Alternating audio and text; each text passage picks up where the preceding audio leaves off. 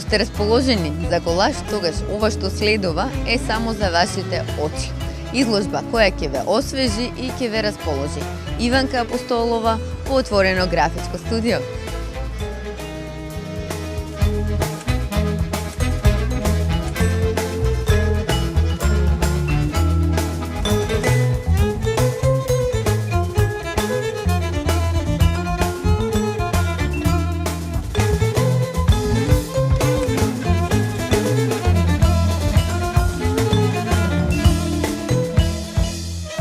Во Отворено графичко студио Скопје е отворена самостојната изложба на Иванка Апостолова, насловена Парламиди иластрационе Марију.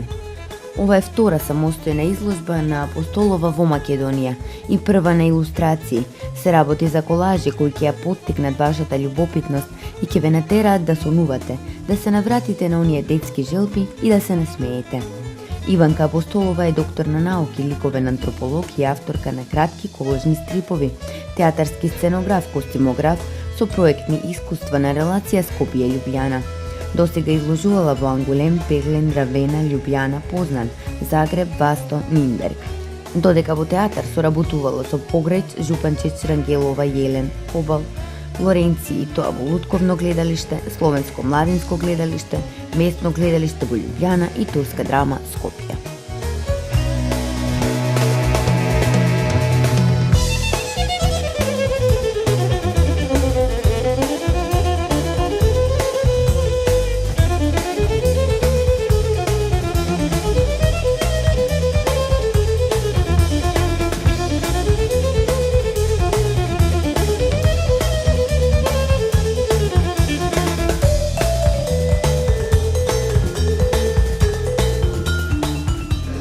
Почнеме со нешто подлабоко, односно да ја дознаеме филозофијата на твоите дела за почеток.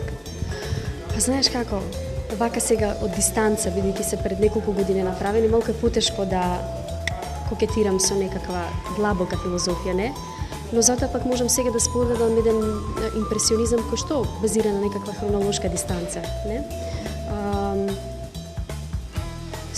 Објавени и необјавени илустрации, стриповски илустрации, илустрации за деца, илустрации за возрастни, од кои што не можам да изведам од оној безопасен манир илустративно стриповски.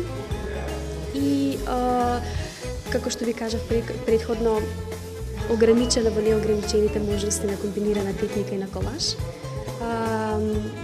Дури сега признавам дека добив можност да ги поставам овие работи кои што повеќето од нив подолго време стоја во папки.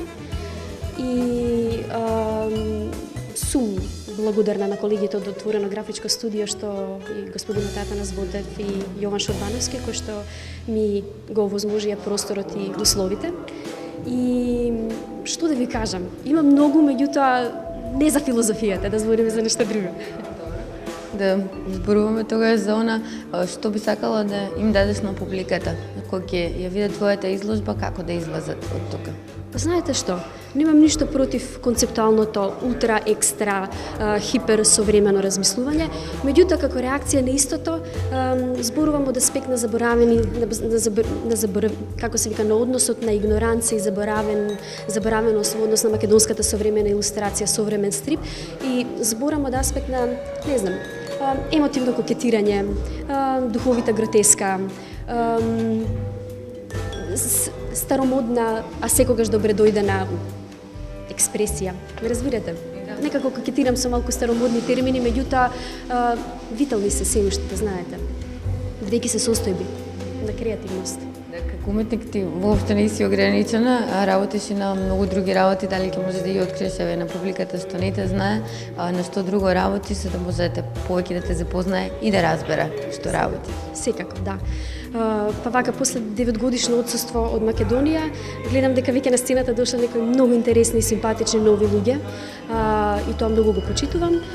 Инаку, последниве 6 години се преориентирав и кон современиот театар, значи како соработничка на визуелна драматургија, поточно костимографија и сценографија. Во последно време претежно искуството мое започна и базира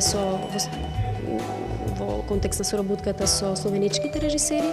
Ја издвојувам како македонка Викторија Рангелова, со која што соработувавме во 2008 година во турска драма во Скопје на представата Мојот свет, каде што соработував како костюмограф и ги повикувам македонските режисери да се сретнеме, да им го представам портфолиото со надежда дека ќе соработуваме. Како би сакала понатаму да работиш, каде би сакала понатаму да се движиш на поле на уметноста и во концептот и во емоцијата на твоите дела?